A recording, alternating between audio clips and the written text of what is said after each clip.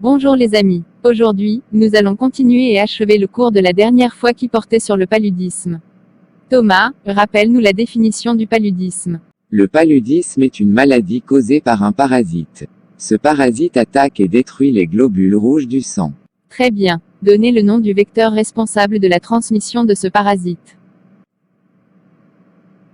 Toi, la fille à côté de Thomas.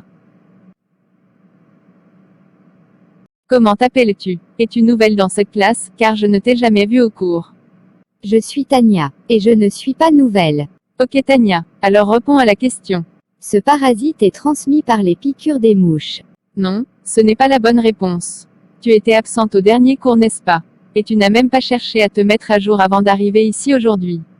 Luc corrige sa réponse. Ce vecteur est un moustique nommé Anophèle femelle.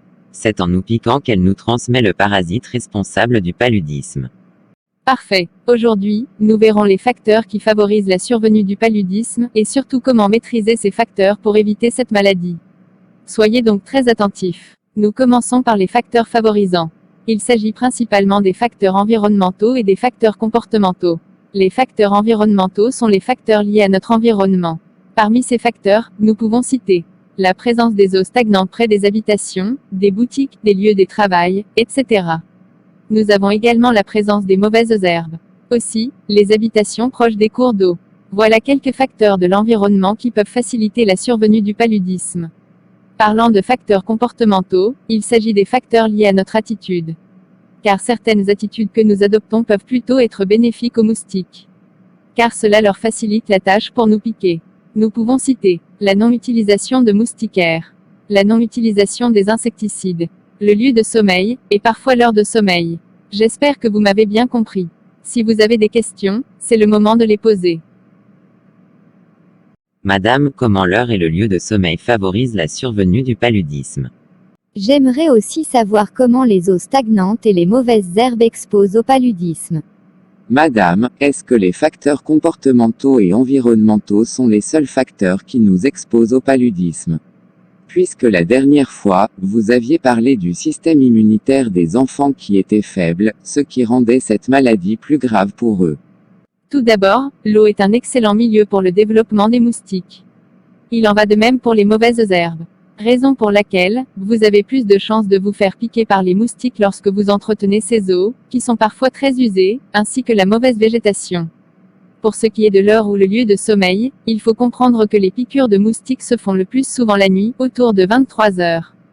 Ainsi les personnes qui dorment dehors comme les travailleurs nocturnes, ou ceux qui rentrent tard sont exposés, surtout s'ils n'ont pas pris les mesures adéquates. Nous reviendrons sur ces mesures tout à l'heure. En ce qui concerne les facteurs de risque, il est important de savoir que les facteurs environnementaux et comportementaux ne sont pas les seuls facteurs qui nous exposent au paludisme. Nous avons aussi les facteurs propres à l'organisme tels que la faiblesse du système immunitaire chez les enfants, ou encore la malnutrition. Cela nous permet aussi de classer certaines personnes dites à risque comme les femmes enceintes, les enfants et les personnes âgées. C'est très bien dit avoir pensé Thomas, mais pour le moment, nous ne nous y attarderons pas. Mais j'espère au moins que vous avez compris. Y a-t-il d'autres questions? Si oui, n'hésitez pas. Merci madame. Bien. Maintenant nous allons voir comment maîtriser les facteurs favorisants que nous venons de voir pour lutter contre cette maladie.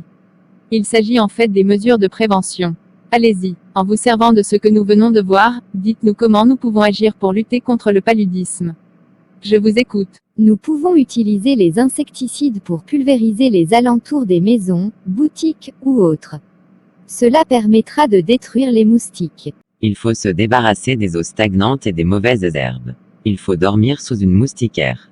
Pour ceux qui rentrent tard ou qui dorment dehors, portez des vêtements longs qui couvrent presque tout le corps. C'est très bien. Je vous félicite. J'espère que vous saurez mettre toutes ces actions en pratique dans vos différentes habitations. Sans problème madame. Parfait. À la prochaine.